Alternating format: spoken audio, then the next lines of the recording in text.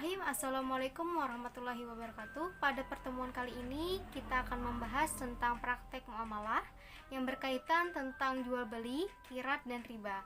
Untuk lebih jelasnya mengenai pembelajaran pada hari ini, mari kita saksikan video berikut ini.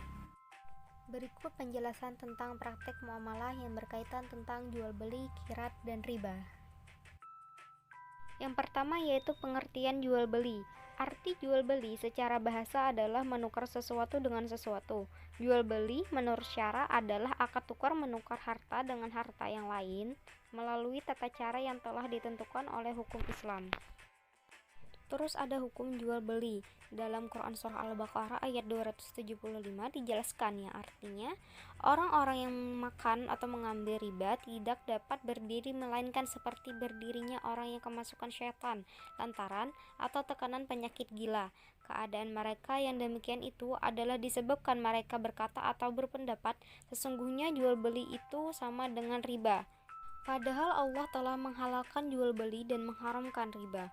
Orang-orang yang telah sampai kepadanya larangan dari Tuhannya, lalu terus berhenti dari mengambil riba, maka baginya apa yang telah diambilnya dahulu sebelum datang larangan, dan urusannya terserah kepada Allah. Orang yang kembali mengambil riba, maka orang itu adalah penghuni-penghuni neraka. Mereka kekal di neraka. Quran Surah Al-Baqarah ayat 275. Dalam hadis pula dijelaskan dari Rif'ah ibnu Rafi radhiyallahu anha, Nabi Muhammad sallallahu alaihi wasallam ditanya tentang mata pencaharian yang paling baik. Beliau menjawab, seseorang bekerja dengan tangannya dan setiap jual beli yang mabrur. Hadis riwayat Bazzar, Hakim mensyahihkannya dari Rif'ah ibnu Rafi. Berdasarkan dalil-dalil tersebut, maka hukum jual beli adalah halal atau boleh. Lanjut ke pembahasan selanjutnya yaitu tentang syarat dan rukun jual beli. Yaitu ada syarat penjual dan pembeli atau pihak yang bertransaksi atau akid.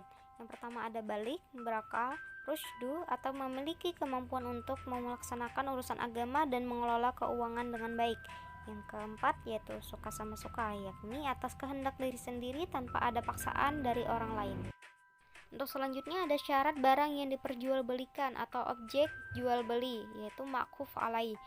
Yang pertama ada suci, yang kedua bermanfaat, yang ketiga dalam kekuasaan penjual dan pembeli, yang keempat dapat diserah terimakan, yang kelima barangnya atau kadar sifat harus diketahui oleh penjual dan pembeli.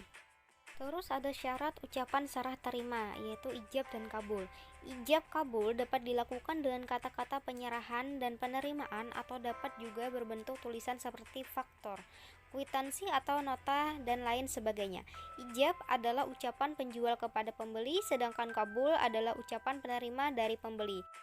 Praktek ijab kabul pada saat ini dapat juga dilakukan dengan bentuk tulisan seperti menggunakan kwitansi, faktor, dan lain sebagainya. Ada syarat alat transaksi jual beli.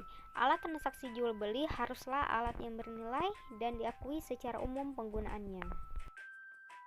Terus ada rukun jual beli. Rukun adalah hal-hal yang harus ada dan terpenuhi dalam pelaksanaan transaksi jual beli. Rukun jual beli ada 3. Yang pertama akid yaitu pihak yang bertransaksi.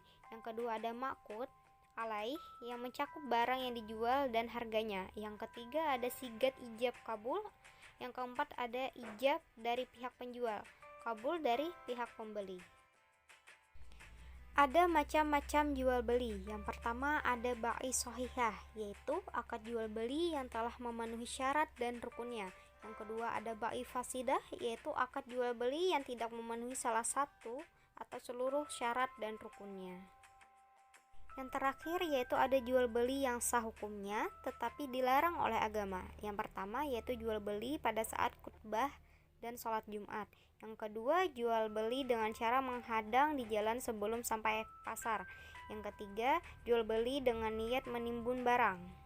Yang keempat ada jual beli dengan cara mengurangi ukuran dan timbangan. Yang kelima ada jual beli dengan cara mengecoh. Yang keenam ada jual beli barang yang masih dalam tawaran orang lain. Nah, itulah penjelasan tentang mengenai jual beli.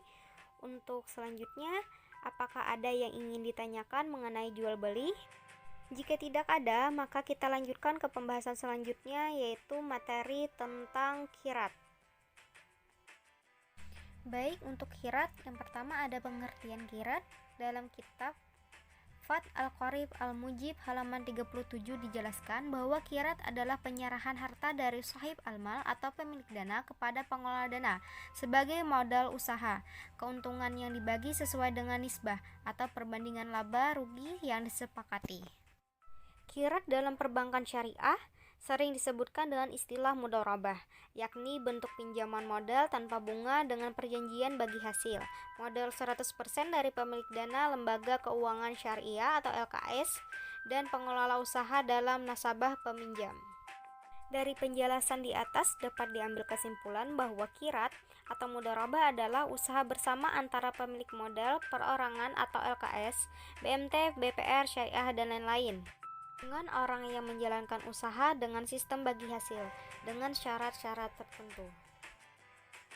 Selanjutnya ada hukum qirat. Hukum qirat atau mudharabah adalah boleh atau diperbolehkan.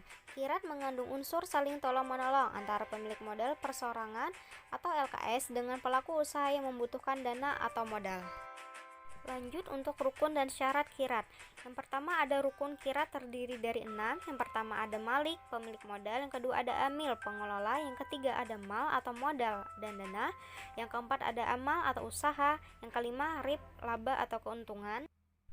Yang keenam ada sigat ijab kabul atau ucapan serah terima akad.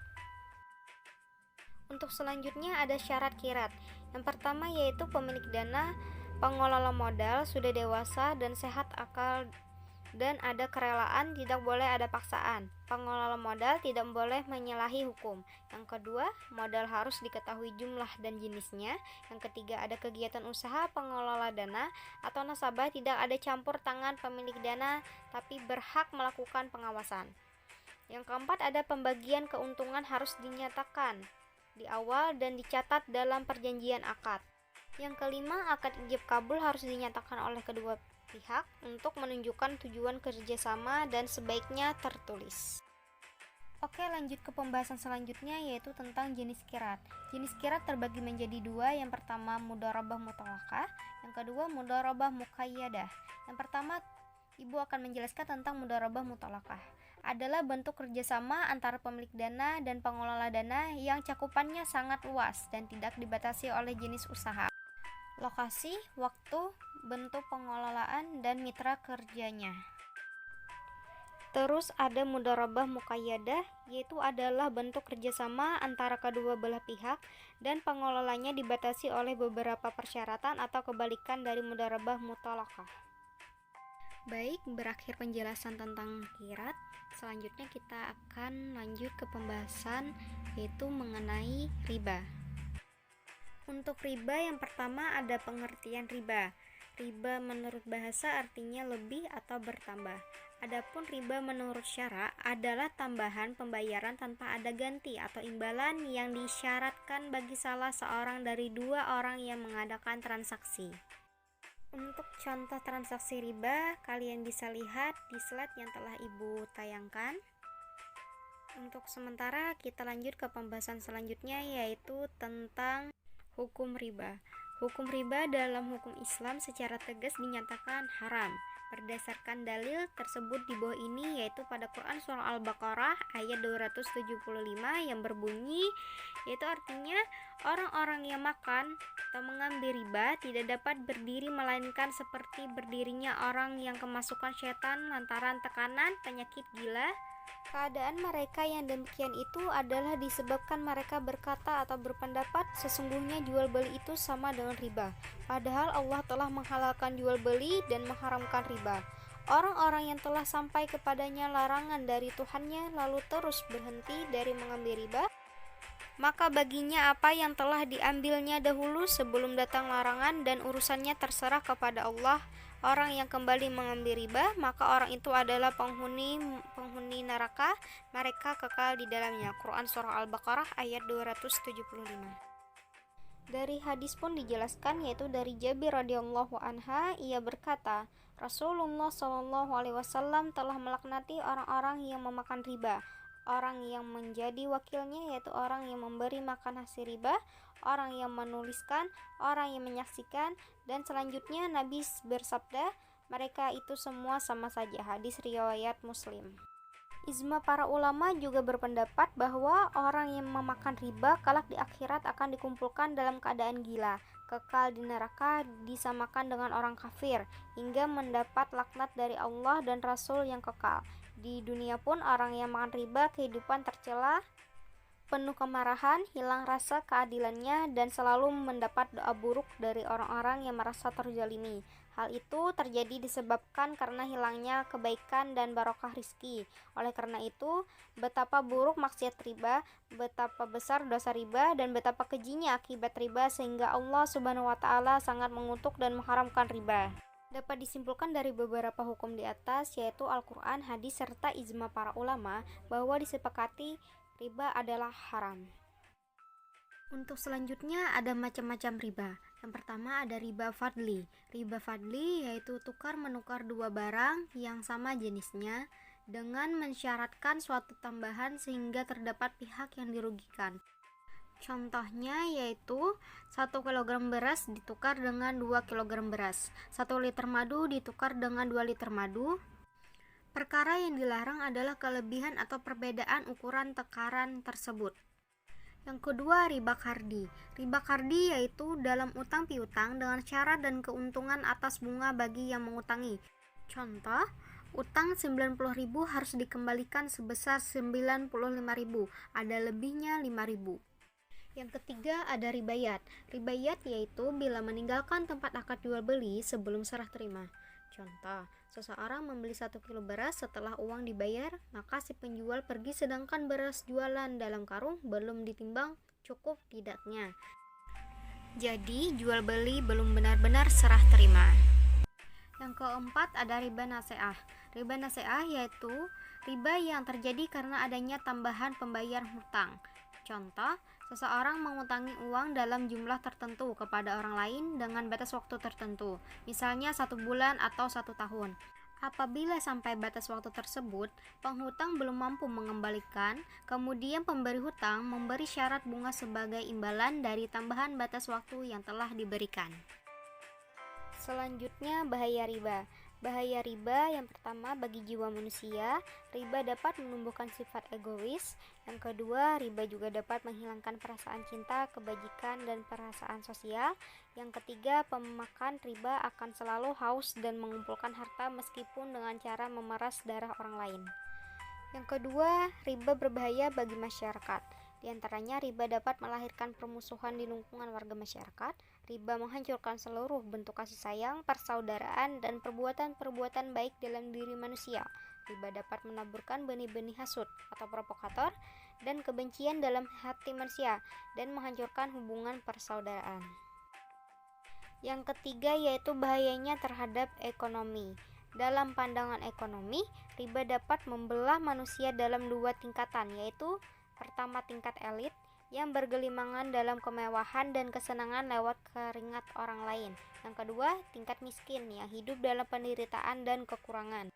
Dari pembagian kelas di atas akan memunculkan kesenjangan sosial dan tingkat kesejahteraan di mana kekayaan hanya bertumpuk di tangan beberapa orang saja. Hal ini menjadi pangkal terjadinya musibah yang akan menimpa suatu masyarakat atau bangsa. Menghindari kegiatan riba.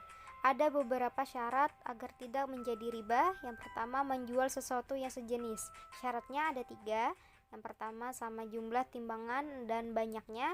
Yang kedua, dilakukan secara tunai. Yang ketiga, akad ijab kabul sebelum meninggalkan majelis akad. Yang kedua, ada menjual sesuatu yang berlainan jenis. Syaratnya ada 2. Yang pertama, dilakukan secara tunai. Yang kedua, akad ijab kabul sebelum meninggalkan majelis akad. Yang terakhir ada hikmah diharamkannya riba. Yang pertama, terhindar dari sikap serakah atau tamak terhadap harta yang bukan miliknya. Yang kedua, mencegah permusuhan dan menumbuhkan semangat kerjasama atau saling menolong sesama manusia.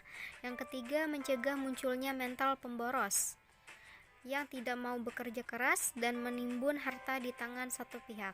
Yang keempat, menghindari dari perbuatan aniaya karena memeras kaum yang lemah. Karena riba merupakan salah satu bentuk penjajahan atau perbudakan di mana satu pihak menindas pihak yang lain.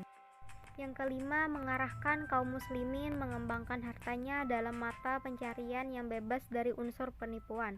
Yang keenam, menjauhkan orang muslim dari sesuatu yang menyebabkan kebinasaannya, karena orang yang memakan riba adalah zalim dan kelak akan binasa. Baik, telah berakhir penjelasan pada hari ini, yaitu mengenai praktik muamalah yang berkaitan dengan jual beli, qiraat dan riba. Baik, apakah ada yang ingin ditanyakan tentang praktik muamalah yang berkaitan tentang jual beli, qiraat dan riba? Jika tidak ada, maka kita akhiri dengan mengucapkan alhamdulillahirabbil alamin, subhanallah lakum wa bihamdika, asyhadu an la ilaha illa anta, astaghfiruka wa atubu ilaik. Wassalamualaikum warahmatullahi wabarakatuh.